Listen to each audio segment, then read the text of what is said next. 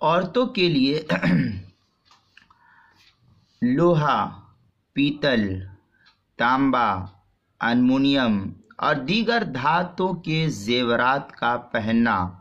کان میں، ناک میں، گلے میں، ہاتھ میں، پیر میں، دیگر دھاتوں کا پہننا، دیگر دھات کے زیورات کا پہننا، یہ کیسا ہے؟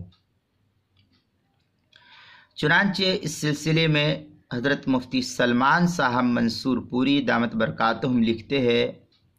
انگوٹھی کے علاوہ دیگر زیورات کسی بھی دھات کے عورت پہن سکتی ہے،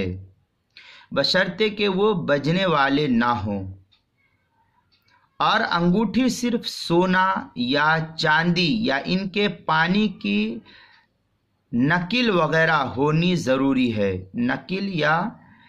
نکل، یہ لفظ جس ایریے میں، جس علاقے میں جو پڑھا جاتا ہے، آپ اس ایریے کے حساب سے اس کو سمجھ لیجئے گا۔ دیگر دھاتوں کی انگوٹھی کا استعمال مرد یا عورت کسی کے لیے درست نہیں ہے، اور جن زیورات کو پہننا درست ہے ان میں نماز پڑھنا بھی جائز ہے۔ یہ بات حضرت مفتی سلمان صاحب منصور پوری مشہور صاحب فتاوی لکھتے ہیں۔ لہذا خلاصہ اس کا یہ نکلا کہ انگوٹھی کے علاوہ دیگر دھات کے زیورات عورت پہننا چاہے تو اس کو اجازت ہے، وہ پہن سکتی ہے، لیکن مرد یا عورت کے لیے، لیکن انگوٹھی کا استعمال مرد اور عورت کے لیے کسی بھی اعتبار سے دیگر دھاتوں کی انگوٹھی استعمال کرنا درست نہیں ہے۔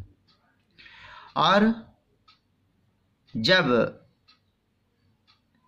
اس سلسلے میں شرعی حکم معلوم ہو گیا کہ کس کا پہننا جائز ہے اور کس کا پہننا جائز نہیں ہے،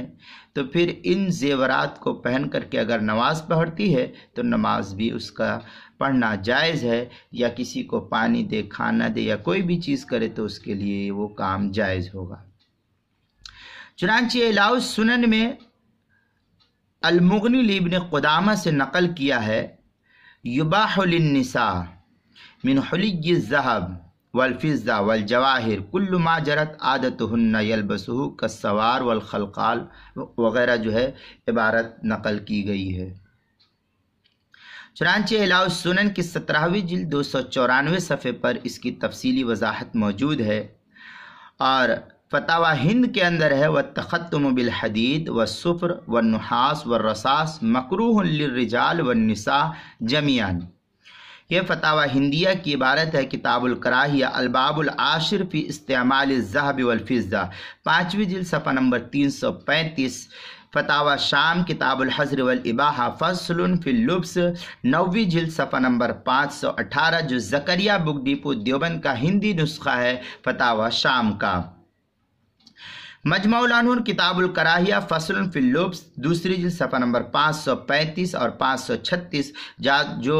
دار احیاء التراث العربی بیروت کا چھپا ہوا نسخہ اس کے اندر۔ اس کو مستفاد کیا ہے مفتی سلمان صاحب منصور پوری نے فتاوی رشیدیہ کے 594 صفحے سے، اور کفایت المفتی جو کراچی کا چھپا ہوا نسخہ اس کی 9ویں جلد صفحہ نمبر 183، امداد الفتاوی اس کی 4تھی جلد صفحہ نمبر 35، بہشتی زیور اس کا پہلا حصہ صفحہ نمبر 62 اور 63-64 پر اس کو نقل کیا ہے۔ کتاب النوازل اس کے 15ویں جلد صفحہ نمبر 448 اور 449 پر اس کو نقل کیا ہے۔ تفصیل ان مذکورہ کتابوں کے اندر دیکھ لے، آپ کو اس مسئلے کی تفصیل وہاں پر مل جائے گی۔